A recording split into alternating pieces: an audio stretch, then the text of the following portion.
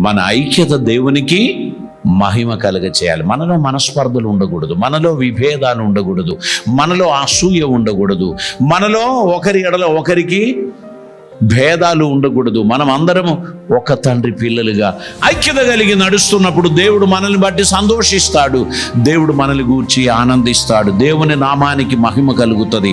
దేవుని పనులో ఐక్యత గల వారిగా మనం నడవాలి. ఇక్కడ నయోమి, రూతు వారిద్దరూ నడిచిన విధానం, వారిని దేవుడు నడిపించిన విధానం ఆ ప్రాంతంలో ఉన్న స్త్రీలు చూచి దేవుని మహిమపరచారు. దేవునికి స్తోత్రం, హల్లెలూయా. మీ జీవితము చూచి మీ ఇరుగు పొరుగు వారు దేవుని మహిమపరచాలి. మీరు అనుభవిస్తున్న ఆనందాన్ని, మీరు పొందుచున్న సంతోషాన్ని, మీ జీవితంలో దేవుడు అనుగ్రహించిన కృపలను ఇతరులు చూచి వారు దేవుని మహిమపరిచే ధన్యత మీ జీవితంలో కలిగినట్లు, ప్రభువుకు ప్రీతికరమైన బిడ్డలుగా మీరు ఉండడానికి తగినట్లు మీ జీవితాన్ని మీరు సమర్పించాలి. We must have unity in the fellowship. సహవాసములో ఐక్యత. ఐక్యత లేని సహవాసం కాదు. ఐక్యత లేని కుటుంబము కాదు. అత్తకోడలు ఎన్నడైనా కలిసి జీవిస్తారా? ఎక్కడైనా సమాజంలో ఇటువంటి అత్తకోడలు ఉన్నారా? అత్తమ్మా, నన్ను మాత్రం నిన్ను విడిచిపెట్టి పొమ్మని చెప్పకు. ఓ ఛాన్స్ దొరికితే ఓర్ప చేసినట్లు గంతులు వేసి ఒక దొంగ ముద్దు పెట్టి పారిపోవడం అది ఎంత సంతోషకరమైనది. కానీ రూతు మాత్రం ఆ పని చేయలేదు. కారణం తెలుసా? ఒకటే, నీవు నమ్మిన దేవుడు నిన్ను విడువడని నేను నమ్ముచున్నాను.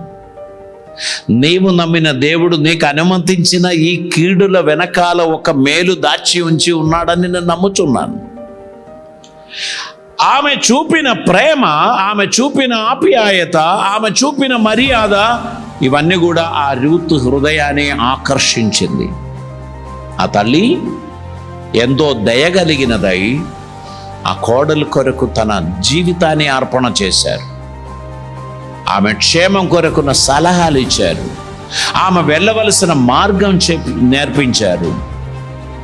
ఆ కుటుంబంలో ఆనందము, సమాధానము, సమృద్ధిగా ఉండడానికి దేవుడు ఆ ఇరువురిని దేవుడు వాడుకున్నారు. దేవునికి స్తోత్రం. మీ జీవితంలో, నా జీవితంలో దేవుడు అనుమతిస్తున్నటువంటి కార్యాలు మన జీవితాన్ని మార్చివేస్తుంది.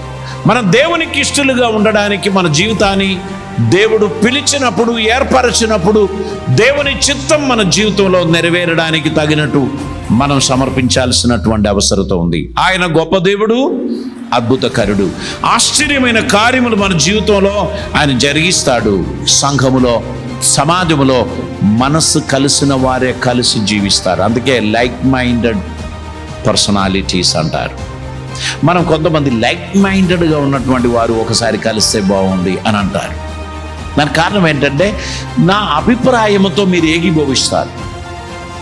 ఎప్పుడు కూడా నా అభిప్రాయమును మీరు తృణీకరించేవారు కాదు. నేను మాట చెప్తే మీరు వింటారు గనక వీఆర్ లైక్ మైండెడ్ పీపుల్. మనం కలిసి నడుస్తున్నాం. లేకపోతే I cannot walk with him, I cannot travel with him, I cannot agree with him. నేను ఆ వ్యక్తితో ఏకీభవించలేను, నేను ఆ వ్యక్తితో కలిసి నడవలేను అని మనం చెప్పాల్సి వస్తుంది. కలిసి నడవడం అనేది ఒక గొప్ప అనుభవం. ఆ అనుభవాన్ని క్రీస్తు మనకు పరిచయం చేస్తున్నారు. మనమందరం పాపాత్ములంగా ఉన్నప్పుడు, మనమందరం అపరాధులుగా ఉన్నప్పుడు, దైవ దూషకులుగా ఉన్నప్పుడు, మన నిమిత్తమై తన్ను తానుగా రుక్తినిగా చేసి శిలువ మరణం వరకు తన్ను తాను సమర్పించిన ప్రభువు మనందరినీ మిత్రులుగా చేయడానికి, శత్రువులుగా ఉన్న మనలని ఆయనకు సొంతమైన ప్రజలుగా, సొత్తుగా చేయడానికి ఆయన పెద్ద క్రయధనం చెల్లించాడు. వెండి, బంగారం లాంటి క్షయమగు వస్తువుల చేత ఆయన మనల్ని కొనలేదు, కానీ క్రీస్తు అను గొర్రెపిల్ల విలువైన రక్తము చేత మనల్ని కొన్నాడు. హల్లెలూయా. మన పాపములు తుడిచివేశాడు. దేవునికి ప్రియమైన బిడ్డలుగా మనల్ని ఆయన లెక్కించాడు, మనలని తనకు ప్రయోజనకరులుగా మార్చాడు. మనం దేవునికి ఇష్టలుగా ఉండడానికి ఆయన మనల్ని ఏర్పరచుకున్నాడు. ఇదిగో ఈ గొప్ప ధన్యత మనకు దయచేశాడు. దేవునికి స్తోత్రం.